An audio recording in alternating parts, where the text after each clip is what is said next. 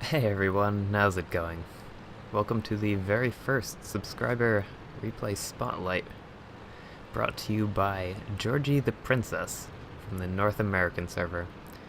And he and his two platoon mates are driving the Object 907 on Malinovka Encounter. And you're going to see them employ a somewhat unusual, well, not unusual, but seldom seen, I think, strategy in their medium tanks.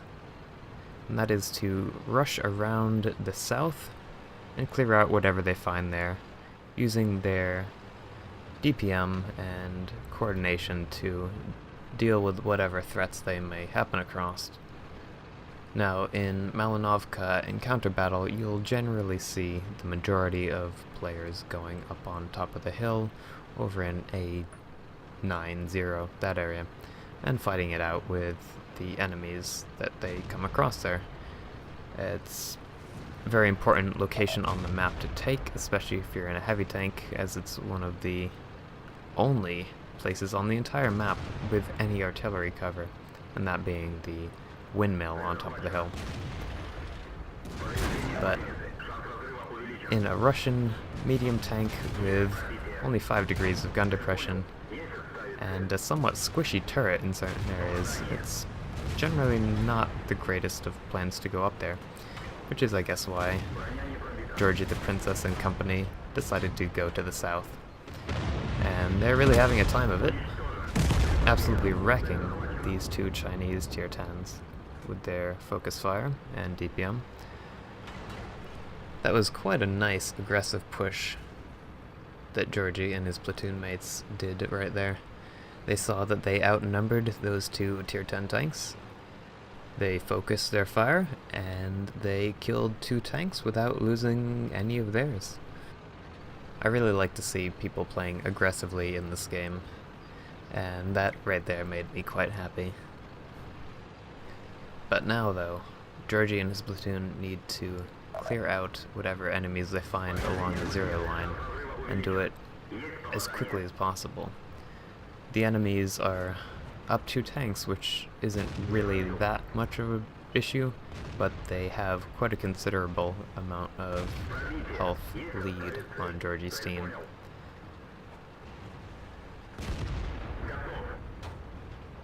Georgie switched his focus from the enemy T-32 to the T-92, realizing that his platoon mates would be able to finish off the T-32 before he could.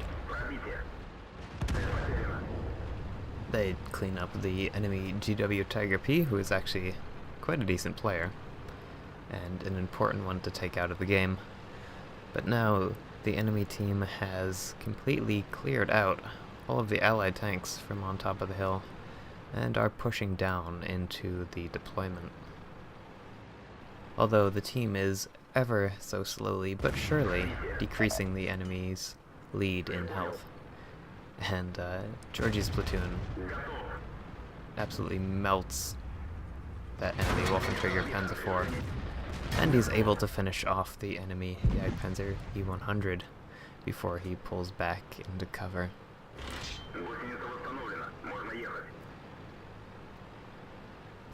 The enemy T-54A1 completely isolated from the rest of his team and reloading, so an easy kill for Georgie. And the enemies have, for the most part, actually pushed off the hill. The friendly artillery has done the sensible thing and ran away to a place where they would be safe.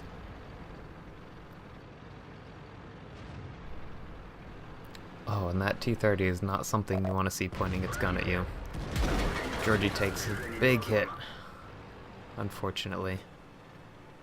But he's able to put 2 shots into the T-30 and finish it off. And now they're up by 2 tanks. Although they are trailing a bit in health, it's not really that big of an issue. The game has progressed into the later stages, and there's very few tanks left. And this is where medium tanks really have the biggest advantage because they can use their very good view range and camo to play vision games with the enemy and use that to outplay them.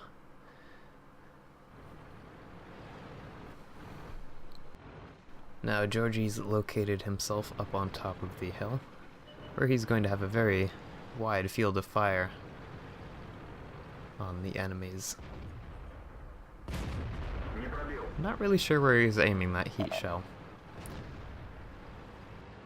I guess it kind of looked like he was going for the front idler on the IS-4, but he pulled back and the shell went to the left, I guess, and bounced harmlessly off the upper plate. Well, not bounced, but failed to penetrate.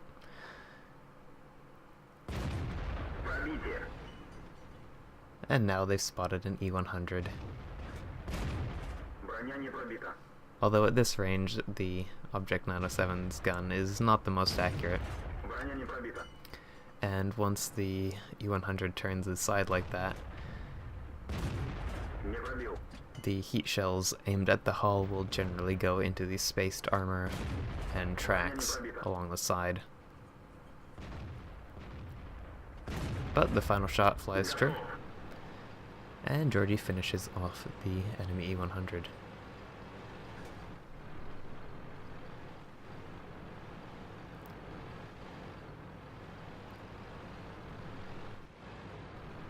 They can really just sit back and take their time. They have full control of this game. Now, as long as they don't push into the enemies too aggressively, they can just sit back and keep them spotted and whittle away at them.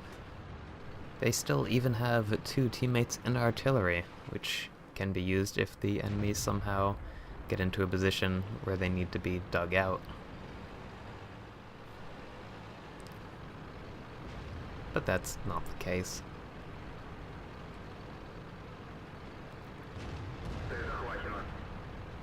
Georgie auto-aims at the IS-4 and finishes them off. For a well-deserved 8 kills and Radley Walters medal, as well as a crucial contribution for the platoon.